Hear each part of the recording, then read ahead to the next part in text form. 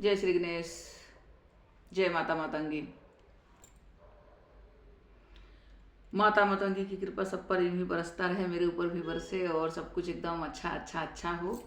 मेरे जीवन में भी, आप सबके जीवन में भी बस अच्छा ही अच्छा हो। पॉजिटिव पॉजिटिव पॉजिटिव ही हो, सकारात्मक ऊर्जा हमारे तरफ आए और हमारी निगेटिविटी ऐसे धुआं के जैसा निकल के नष्ट हो जाए। इसी कामना के साथ में आज बात करते हैं कि भगवान कृष्ण चैन बंसी बजाते थे। चैन की बंसी, वो क्या था, वो क्या है? क्या सचमुच में भगवान के पास इतना टाइम था कि वो हमेशा चैन की बंसी बजाते थे?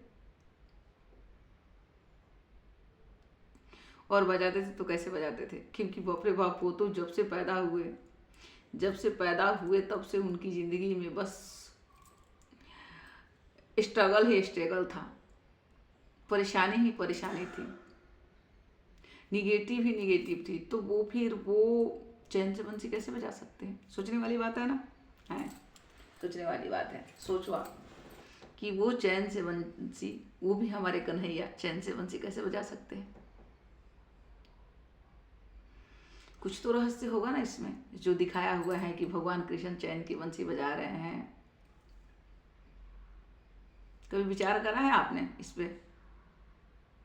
तो कीजिए, नहीं किया है तो विचार कीजिए, सोचिए, चिंतन कीजिए, मंथन कीजिए कि कृष्ण जी को बंसी बजाया क्यों दिखाता है। और इससे पहले आप मुझे लाइक कीजिए, सब्सक्राइब कीजिए, मेरे वीडियो को शेयर कीजिए और कमेंट में जय श्री कृष्णा या हर हर महादेव, जय माता मातंगी लिखा कीजिए। तभी आप भी खुश, मैं भी खुश, सब खुश, सभी को खुश होने का अधिकार है। और आपका एक लाइक मुझे पॉजिटिविटी से भर देता है, मुझे एकदम इतनी पावरफुल शक्ति देता है, बता नहीं सकती। तो आज बात करते हैं कि कृष्ण जी को बंसी बजाया दिखा रहा है तो वो क्या कर रहा है। वास्तविक में भगवान कृष्ण को जो दिखाया हुआ है ना कि बंसी बजा रहे हैं, वो बंसी नहीं, बंसी तो दिखा दिया है, वो सकारात्मक चीज़ों को अपनी तरफ आकर्षित करते दिखा रहे हैं कि वो अपनी तरफ खींच रहे हैं। जब भी भगवान कहीं भी बैठते थे और बंसी बजाते थे, मतलब वो ध्यान में हर पॉजिटिव चीज़ों को, हर अच्छी चीज़ों को अपनी तरफ खींच रहे हैं। और उसी अच्छाई की शक्ति से उन्होंने हर निगेटिविटी का नाश करा, हर दुष्ट का संहार करा। तो इसीलिए उनको बंसी बजाया दिखाया है कि भगवान कृष्ण बंसी बजाते, जबकि वो बंसी नहीं बल्कि वो हर अच्छी चीज़ों को अपनी तरफ खींच रहे, ब्रह्मांड की हर शक्ति को, हर पावरफुल शक्ति को, हर सात्विक शक्ति को अपनी तरफ खींच रहे हैं। और हम भी वो कर सकते हैं, हमें भी वो करने का हक है, अधिकार है।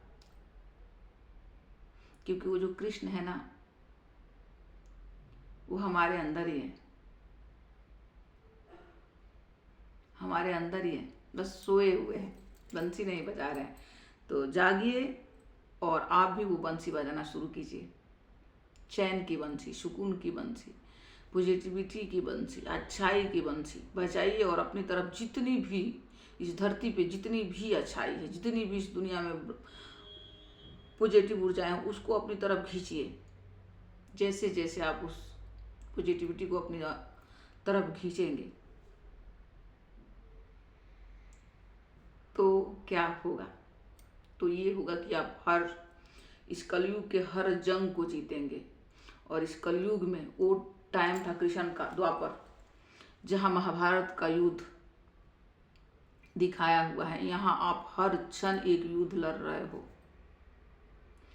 एक महाभारत हर क्षण लड़ रहे हो, खुद से लड़ रहे हो, अपने परिवार से लड़ रहे हो, अपने बच्चों से लड़ रहे हो, अपने माता पिता से लड़ रहे हो, अपने अड़ोसी पड़ोसी से, और सबसे पहले कि आप खुद से लड़ रहे हो, हर क्षण अपने मन से लड़ रहे हो। क्योंकि आप नहीं चाहते हो कि आपकी तरफ कोई भी निगेटिविटी, आप चाहते ही नहीं हो, आप बहुत अच्छे हो, बहुत मतलब आप अच्छाई की शक्ति से भरपूर हो,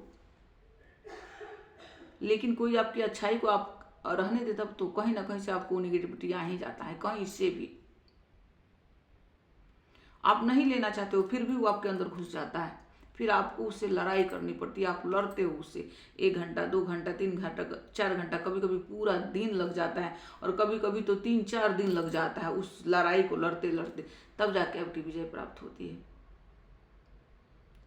तो जितना ज़्यादा आप पावरफुल होंगे, आप अच्छाई की शक्ति को अपने अंदर भरोगे, जितना ज़्यादा आप सकारात्मक एनर्जी को अपनी तरफ खींचोगे, उतनी ही जल्दी आप इस जो हम रोजमर्रा में जो लड़ाई लड़ते हैं नेगेटिविटी की, इससे आप जल्दी से जल्दी इसको कंट्रोल कर सकते हो, इसके ऊपर विजय हासिल कर सकते हो।